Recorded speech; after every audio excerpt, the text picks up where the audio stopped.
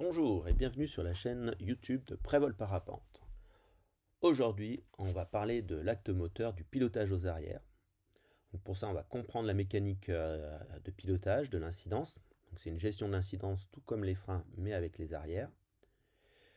On va essayer de voir comment on peut prendre ces arrières et comment progresser.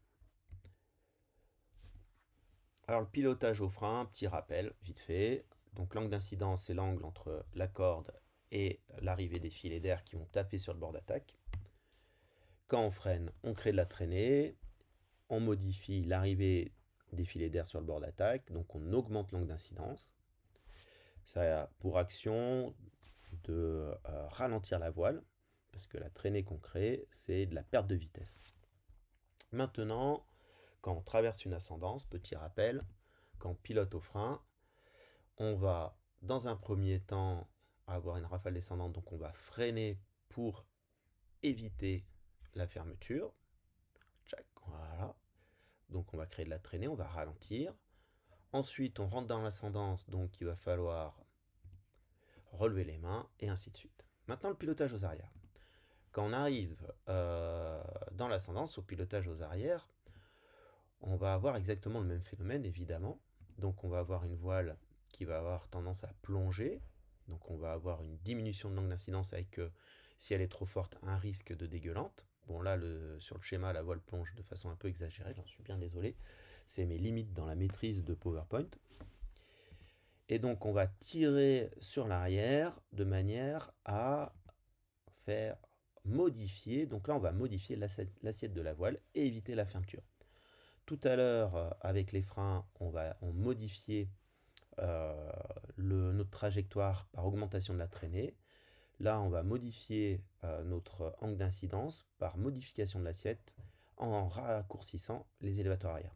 Là, c'est très exagéré hein, sur ce schéma. Évidemment, on ne va pas agir avec des amplitudes aussi fortes. Le pilotage aux arrières se fait sur des amplitudes qui sont 5 à 10 fois plus réduites que les freins.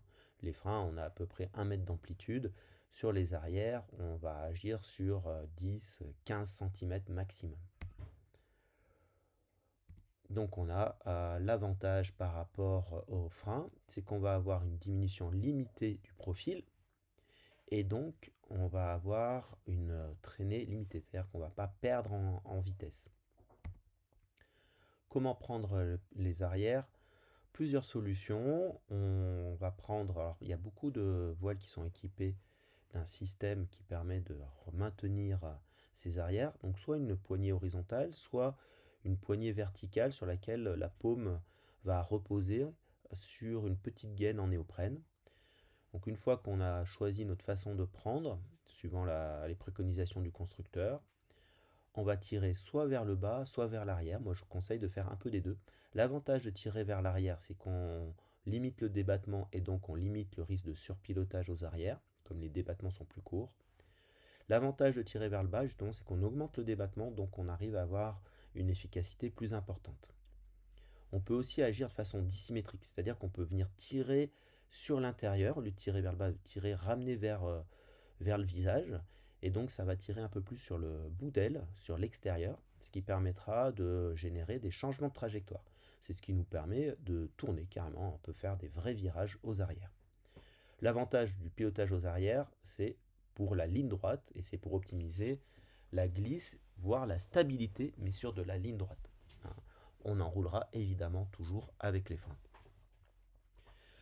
Petite aparté, si vous n'avez pas de système pour prendre les arrières, vous pouvez récupérer l'élévateur arrière tout simplement hein, au-dessus, au niveau de la poignée de frein, il y a un petit clip à ce niveau-là, voire prendre au niveau des élévateurs en venant glisser les doigts au niveau des suspentes, hein, donc la liaison suspente-élévateur, en venant glisser les doigts entre les suspentes, permettra d'avoir une action avec une main qui est à plat et parfois qui est plus facile à prendre parce qu'il n'y a pas besoin de serrer comme lorsqu'on prend l'élévateur de façon verticale.